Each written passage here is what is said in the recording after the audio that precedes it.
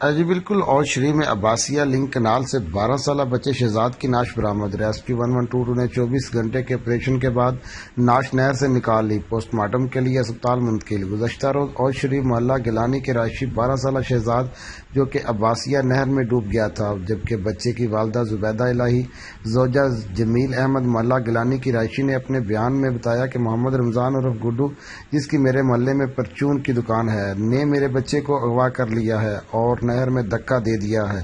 اطلاع ملنے پر ریسکیو 1122 اور پولیس اہلکاروں نے بچے کی تلاش کے لیے آپریشن شروع کیا، جو 24 گھنٹے تک جاری رہا۔ بالآخر بچے کی نعش کو برآمد کر لیا گیا اور Uch Sharif rural health centre post mortem کے لیے منتقل کر دیا گیا، جس پر اوچھ پولیس نے کارروائی کرتے ہوئے ملزم کو گرفتار کر کے مقدمہ نمبر 406/20 بجرم 364 درج کر لیا ہے اور قانونی کارروائی شروع کر دی ہے۔ کیمرہ مین ٹیم کے ساتھ راؤ خالد، آپ تک نیوز، اوچھ شریف۔